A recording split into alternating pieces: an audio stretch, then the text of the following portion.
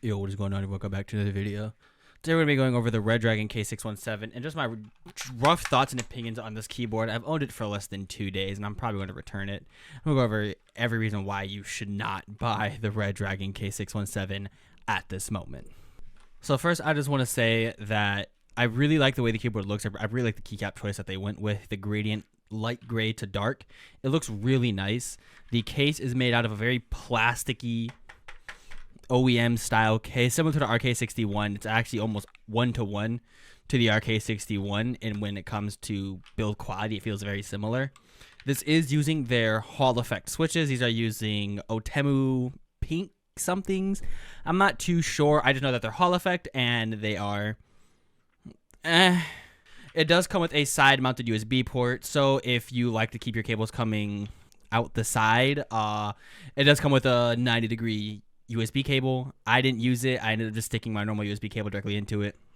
Next, I want to go on into the performance. This keyboard is just not good, and that's kind of the point of this video. This isn't really a review, more as an overview of my thoughts and opinions.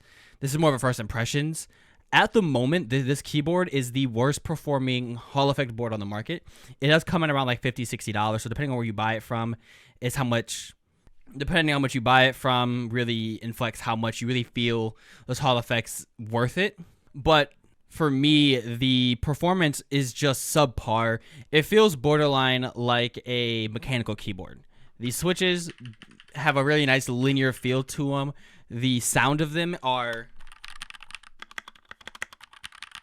They're not terrible. They are lightly lubed, so they're a little bit better than the RK61 when it comes to feel and sound. But they just perform worse on average than literally any Hall effect board on the market. So here is the Drunk Deer A75 Pro. This is their new upcoming aluminum style Hall effect board. This is a very, very nice, very premium-esque style board. I like a lot of the features in it. Rapid trigger, turbo mode. The adjustable volume dial here has a really nice aluminum plate towards the back, and alongside the bottom, this is an aluminum plate. The rest of the body is made out of plastic, so it doesn't feel super high quality, but it is aluminum infused. And for this keyboard costing slightly, like I think $50 more than the Redragon, you're getting 200% more keyboard. The performance is better, the software is better, the look of it, in my personal opinion, I prefer 75% is better.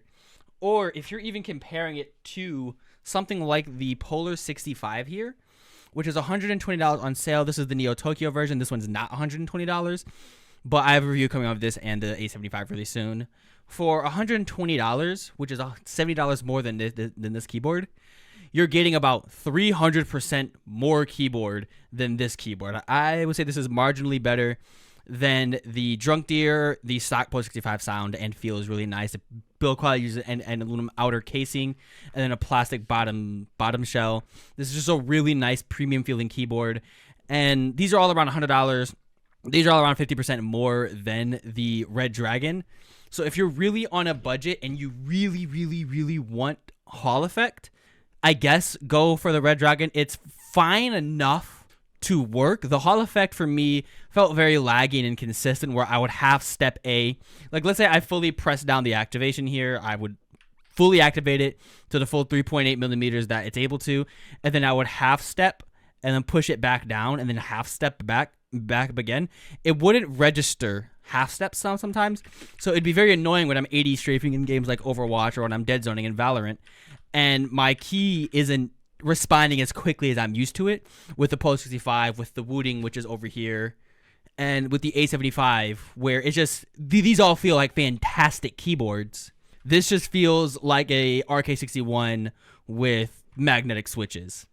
And that's just here to say that if you do plan on picking this keyboard up, there should be firmware updates in the future to make it feel better. But as it stands right now, I would definitely avoid the K617 or the Redragon Fizz and just wait a bit, wait it out to see if there's any future updates to make this keyboard a much better offering.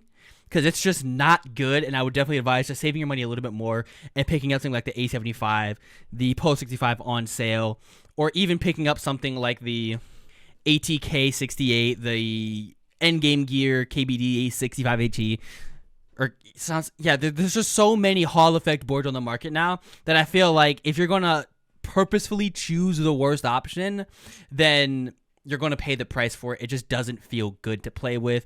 The build quality is kin to a RK61, and it's just not a very well. It's not a good keyboard for Hall effect.